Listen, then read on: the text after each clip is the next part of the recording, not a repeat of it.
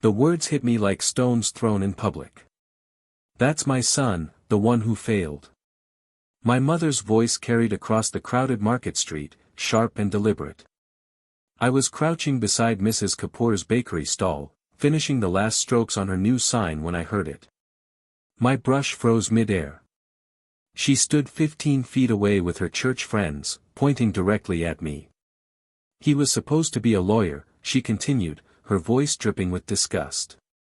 Now he begs to paint letters for spare change. What a complete shame to our family. Laughter erupted from the group. My cheeks burned as strangers turned to stare. Mrs. Kapoor touched my shoulder gently, but I couldn't look at her. The paint on my brush began to drip onto the ground, forming small puddles at my feet. My mother didn't even glance back as she walked away, her friends still giggling. I stayed frozen there, surrounded by curious onlookers, feeling smaller than I'd ever felt in my entire life. My name is Domir, and that afternoon changed something inside me forever. I'm 28 years old, and for the past 3 years, I've worked at this market painting signs for anyone who needs them. My stall sits between 2 food carts, wedged in a corner where the afternoon sun hits just right. The space is small, barely 10 feet across, with wooden planks forming a makeshift counter. Behind me hangs a collection of paintbrushes in jars, color samples on scraps of cardboard, and finished signs waiting for pickup. This market has become my entire world. The smell of frying samosas mixes with fresh flowers from the vendor next door. Children run past chasing stray dogs while their parents haggle over vegetables. I know every face here, every story, every struggle. But after what my mother said that day, I realized something painful. Even in this place where I felt I belonged, I was still seen as nothing. A failure. A disappointment. Someone who'd wasted his potential on something as worthless as painting signs. The market comes alive every morning before dawn. Vendors arrive on bicycles loaded with goods, their voices calling out greetings in the darkness. By the time the sun rises, the entire street transforms into a symphony of color and sound. Old Prakash sells roasted peanuts from a cart that's older than I am. Young Zara arranges her flower bundles with careful precision. The samosa vendor, whose name I never learned, fries his dough in oil that sizzles and pops. I arrived early that next morning, determined to shake off yesterday's humiliation. My first customer was the samosa vendor. His menu board had cracked down the middle during last week's storm. "How much?" he asked nervously, counting coins in his palm. I looked at his weathered hands, at the stack of coins that probably represented his entire morning's earnings. "Consider it a gift," I said quietly, already mixing my paints. His eyes widened. "But Domir, you need to eat too." I just smiled and began painting. By noon, 3 children had gathered to watch, and one little girl with pigtails asked me to draw a sunflower on her school bag. That's when I first noticed him. A stranger had appeared at the market, setting up a stall directly beside mine. He was middle-aged, maybe 50, with deep lines around his eyes and a teal scarf wrapped loosely around his neck despite the warm weather. The scarf looked faded, like it had survived years of sun and rain. He arranged hand-woven baskets on a thin blanket, each one different in size and pattern. Unlike the other vendors who constantly called out to passers-by, this man sat in complete silence, simply watching the crowd. After 2 hours, he finally spoke to me. "Could you paint something for my stall?" His voice was soft, almost hesitant. "Of course," I replied. "What would you like it to say?" He thought for a long moment, his fingers tracing the rim of one basket. "Each basket holds a story," he finally said. I nodded and got to work, carefully painting each letter with extra care. When I finished, he stared at it for several minutes before paying me. He didn't smile, but something in his eyes looked almost grateful. 2 days later, my mother showed up at my stall without warning. It was late afternoon, and most vendors were packing up. She stood there with her arms crossed, her face twisted in that familiar expression of disappointment. "Why don't you ever talk back?" she demanded. When I speak about you to others, you just stand there like some pathetic statue. If you just stood up for yourself once in your life, maybe you'd actually be somebody. I continued organizing my brushes, not meeting her eyes. I am somebody, Ma, I said quietly. No, you're not, she snapped. You're a failure who wastes his time painting signs that nobody cares about. Do you know how embarrassing it is when people ask me what my son does? I have to lie and say you're still figuring things out. She left without another word, her footsteps angry against the pavement. I noticed the man with the teal scarf watching from his stall, his expression unreadable. He didn't say anything, but he'd witnessed everything. Over the following weeks, I threw myself into my work with renewed focus. I painted signs for everyone who asked, often adding small details they hadn't requested. For the flower vendor, I added tiny butterflies around the letters. For the fruit seller, I painted a border of mangoes and oranges. Nobody asked for these extras, and I never charged more. It was simply what I loved to do. One evening, as the sun cast long shadows across the market, I painted a sign for my own stall. It wasn't for advertising. It was just something I needed to express. The words came from somewhere deep inside me. You are not your titles. You are your hands. I hung it on the wall behind my workspace. The scarfed man appeared at my side, startling me. He'd been so quiet I hadn't heard him approach. He stood staring at those words for what felt like forever. His fingers touched the edge of the board gently, tracing each letter. You have the hands of someone who's seen beauty through pain, he finally whispered. Those were the kindest words anyone had ever said to me. His name, I learned, was simply the Basket Man, according to other vendors. Nobody seemed to know where he came from or where he went each night. He never shared meals with the other vendors or joined in their conversations. But he was always watching, always listening. One afternoon, a group of teenagers knocked over his basket display while running through the market. Woven baskets scattered everywhere, rolling into puddles and under carts. I immediately rushed over to help him gather them. Other vendors turned away, too busy with their own work. We worked in silence, collecting each basket carefully.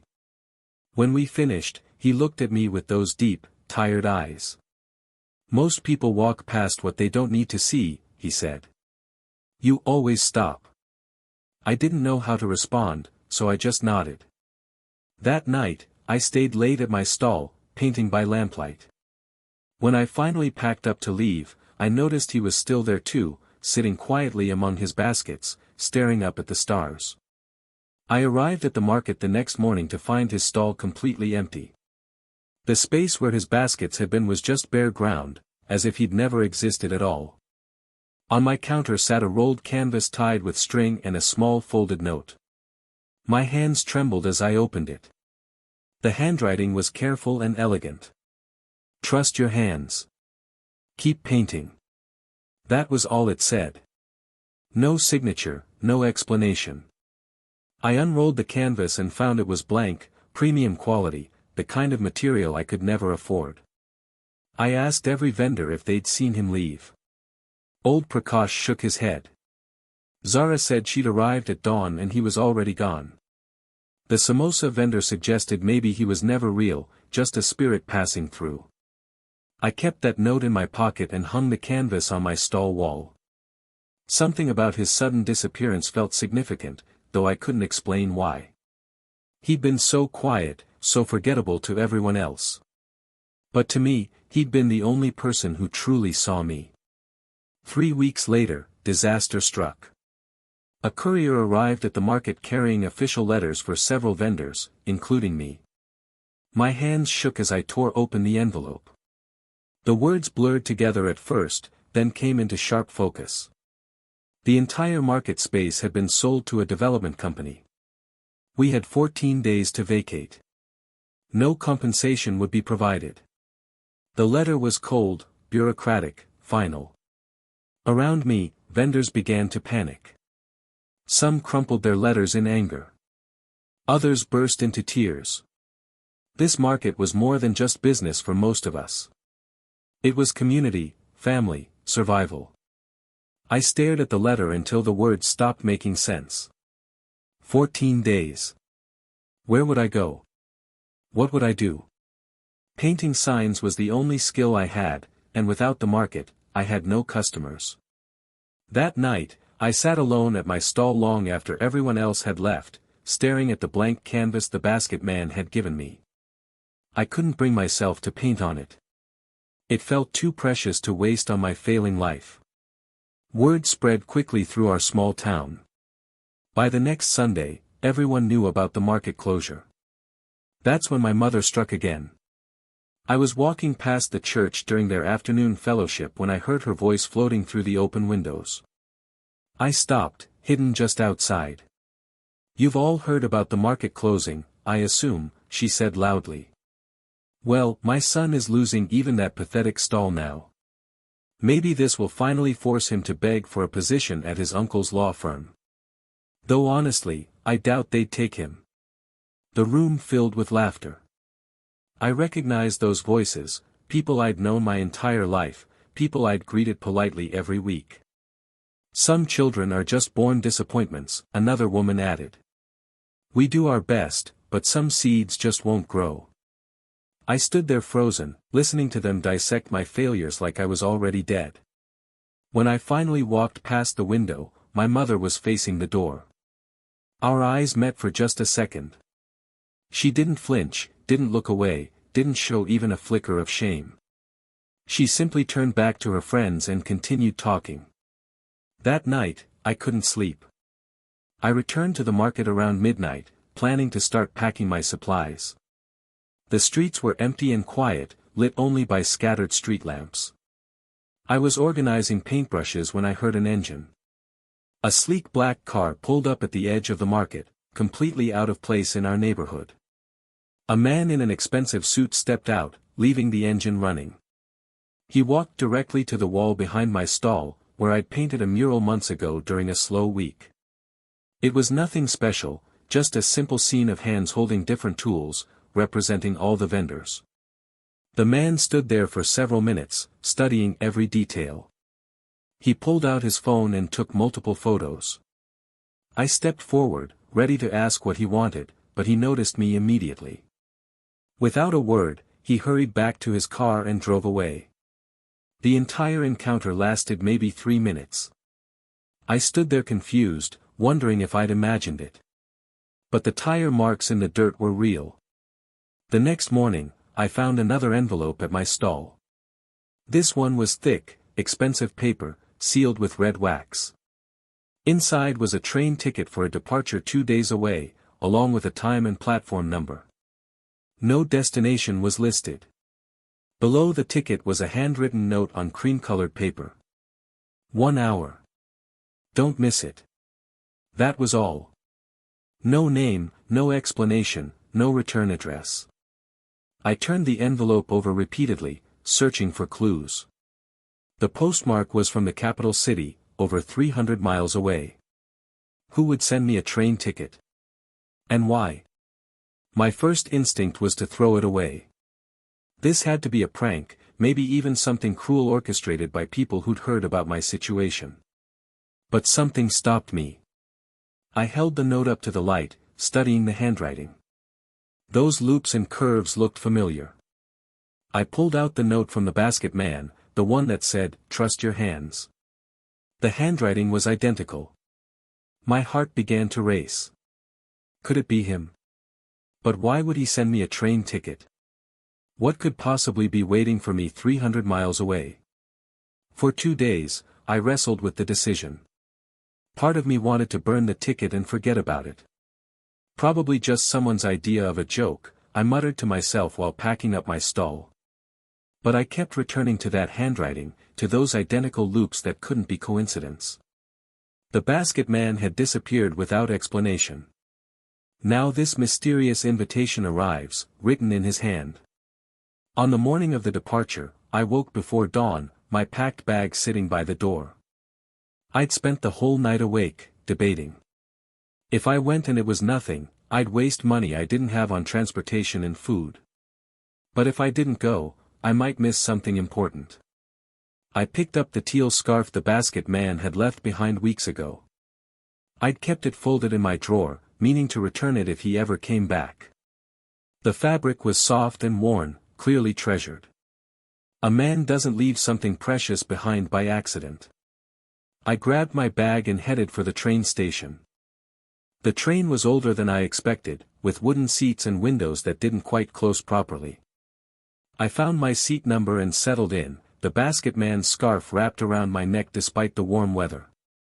As the train lurched forward, I watched my town disappear behind me. Fields of wheat and scattered villages rolled past the window. I'd never traveled this far alone before. 2 hours into the journey, the conductor came through checking tickets. When he reached me, he paused. "Mr. Thomir?" he asked. I nodded, surprised he knew my name. He handed me another small envelope. "I was told to give you this when we reached the countryside." My hands trembled as I opened it. The same elegant handwriting. "Arrival doesn't mean it ends. It means you see." The conductor had already moved on before I could ask who gave him the note. I stared out the window, my reflection ghostly in the glass.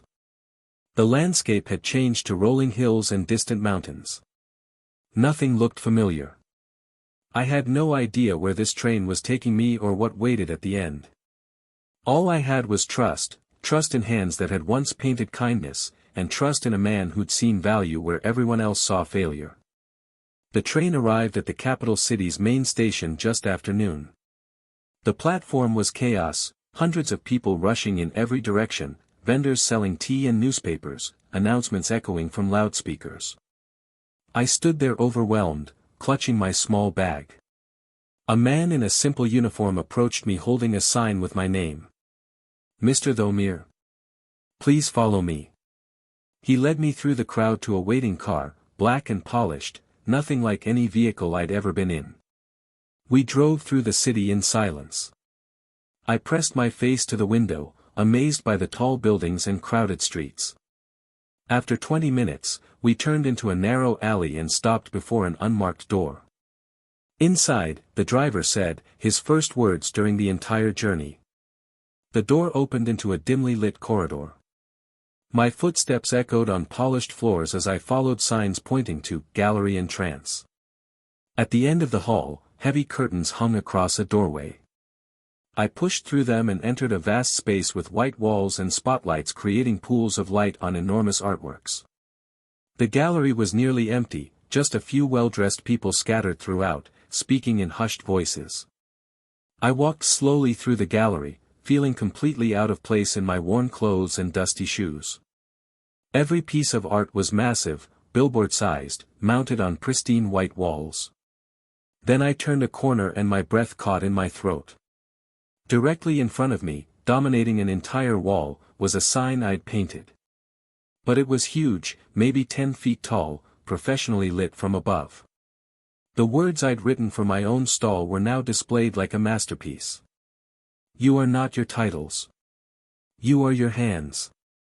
Every brushstroke was visible, magnified but still recognizably mine. The colors I'd mixed by hand, the small imperfections I'd made while painting late at night, all of it was here, transformed into something grand. Below the piece was a small placard. I knelt to read it, my vision blurring with tears. "The hands behind the revival. Artist, Thomir of the Market District." A small crowd had gathered around it, taking photographs, discussing the technique and meaning. Nobody noticed me kneeling there, crying silently. This was my work, my words, treated like something valuable. Something worth preserving. "You came." The voice was soft but unmistakable. I turned to find the basket man standing behind me, but he looked completely different. Gone was the weathered appearance and faded scarf. He wore a tailored suit, his hair neatly combed, his posture confident. But those eyes were the same, deep and kind. "Who are you?" I whispered. He smiled gently. "My name is Tarek Ayanal. I was once the creative director for Meridian Design House, one of the largest firms in Europe. But 3 years ago, I had a breakdown.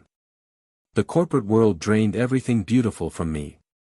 I forgot why I loved art, why I believed in creation. He gestured to the massive sign on the wall. I came to your market to disappear, to feel invisible. Every day I watched you give away your talent for free, add beauty where none was required, speak kindly to people who couldn't pay you. You reminded me what art really is. Not profit or prestige. Just hands creating something that matters. Tears streamed down my face. But why bring me here? Because your kindness saved my soul, Tarek said simply. Now it's time the world saw what I see. Tarek raised his hand, and suddenly the quiet gallery filled with people. They emerged from behind curtains and side rooms, dozens of well-dressed individuals carrying champagne glasses. I recognized some faces from magazines, art critics, designers, gallery owners. Tarek cleared his throat, and the room fell silent. Ladies and gentlemen, I'd like to introduce Thomir, the artist behind the hands behind the revival. For years, I've searched for authenticity in art. I've judged thousands of portfolios, attended countless exhibitions, invested millions in talent. But I found the purest form of artistic truth in a market stall, created by a man who painted for joy, not recognition. He turned to me, his eyes warm. Thomir, Meridian Design House would be honored if you'd join us as lead conceptual artist for our new human design series. We want to showcase art that comes from real hands, real hearts, real life. You'd lead a team of 12, with full creative control and a studio space in the city. The room erupted in applause. I stood frozen, unable to process his words. Lead artist. Creative control. A team. It felt like a dream I'd wake from any moment. That evening, I stood on the rooftop of a hotel Tarek had arranged for me, holding my phone with shaking hands. I needed to call my mother. I needed her to know that I wasn't a failure after all. The phone rang 4 times before she answered. What is it, Thomir? I'm at dinner. Ma, something happened today. I'm in the capital. I've been offered a position as lead conceptual artist at Meridian Design House. It's one of the biggest firms in Europe, and, stop this nonsense, she cut me off. I don't know what kind of joke you're playing, but it's not funny. Stop lying for attention and figure out what you're going to do about your pathetic life. The line went dead. I stood there holding the phone, the city lights spread out before me like scattered stars. Below, thousands of people moved through their lives, and somewhere out there was a mother who refused to see her son. I wanted to scream, to cry, to throw the phone off the building. Instead, I just stood in silence, surrounded by a city that had welcomed me, but feeling lonelier than ever before. I spent 3 days in the capital, meeting the Meridian team and touring the studio space that would become mine. It was surreal, a massive room with floor-to-ceiling windows, supplies I'd only dreamed of, and assistants who looked at me with genuine respect. On the 4th morning, Tarek called me into his office with an unusual smile. I have a surprise for you. While you've been here, we've been preparing something back in your hometown. He turned his computer screen toward me, showing a photograph of my old Market Street.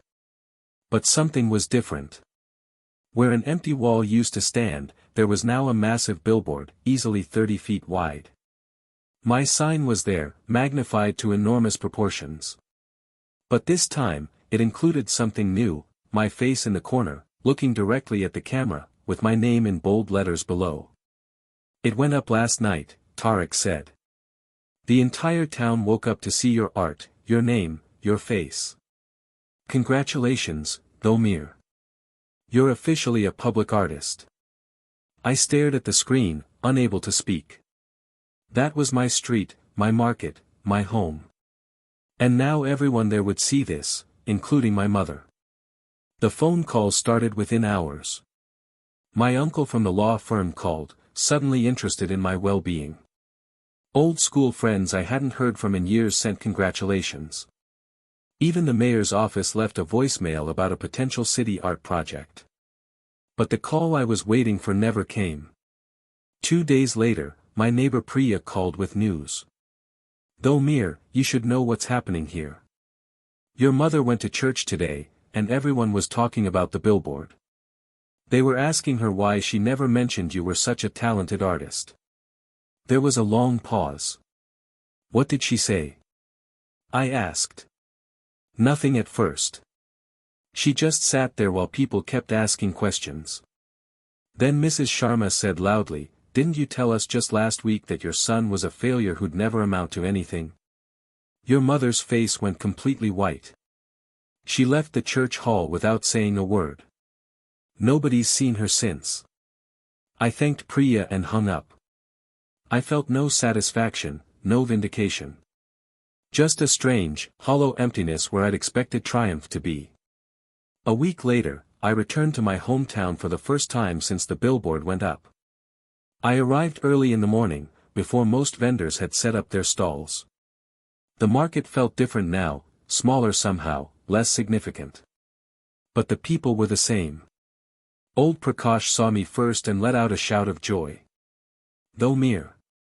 Our famous artist returns. Within minutes, I was surrounded by familiar faces. The samosa vendor clasped my hands.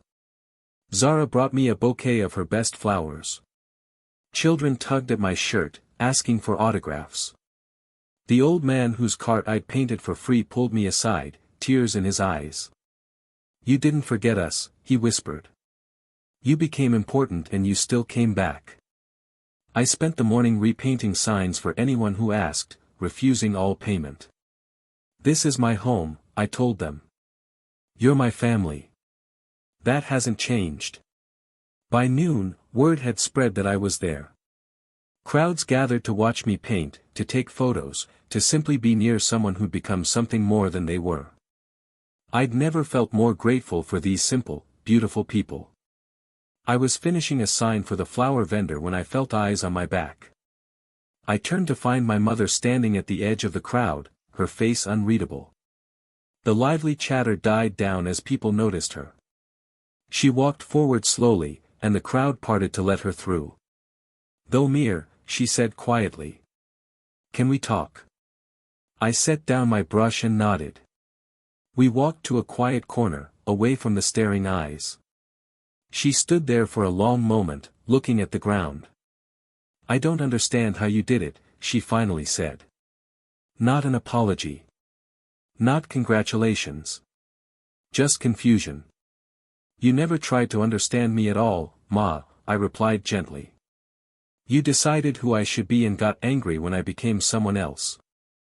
I wanted the best for you, she insisted, her voice rising slightly. Being a sign painter isn't what? I interrupted. Isn't respectable enough? Isn't impressive enough for you to brag about to your church friends? She flinched. The world doesn't value artists, Domir. I was trying to protect you from disappointment. No, I said firmly but kindly. You were protecting yourself from embarrassment. There's a difference. That evening, Tarek and the Meridian team arrived in town for a special exhibition. They'd rented the old community center, and the entire town was invited. I'd spent the previous week preparing something new, something personal. As the crowd filled the center, I stood before a covered canvas, nervous and excited. When everyone had gathered, I pulled away the cloth. Gasps filled the room. The painting showed the kitchen wall from my childhood home, covered in handwritten notes. But these weren't real notes, they were imagined affirmations, the kind a supportive mother might have written. You are talented. Your hands create beauty. I'm proud of who you're becoming. Your kindness is your strength. At the bottom, in small letters, I'd written, sometimes, silence speaks louder than shame. People approached the painting quietly, reading each note. Several women wiped tears from their eyes.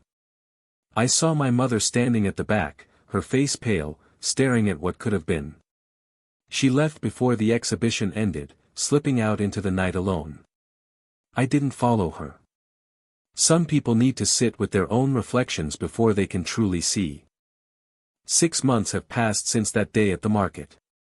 I split my time between the city studio and my hometown, never staying too long in either place. The market still stands, saved by an arts preservation grant that Tariq helped secure. My old stall has become a small gallery where local artists display their work. The billboard remains, though now it's surrounded by other art installations throughout the town. My mother and I speak occasionally now, though carefully. She doesn't apologize, she may never truly apologize, but she stopped telling people I'm a failure. It's not forgiveness, exactly, but it's a kind of peace. Last week, I was painting at my old spot when a young boy approached, carrying a sketchbook. "My mom says you used to paint here for free," he said shyly. "She says you taught the town that art matters." I smiled and handed him one of my brushes. Art always mattered. People just forget sometimes. As I watched him make his first nervous strokes on paper, I thought about the basket man who'd seen value in my kindness, who transformed my small acts into something grand. Kindness doesn't always echo loud. But it always echoes somewhere. And sometimes, if you're patient enough, it echoes back to you in ways you never imagined.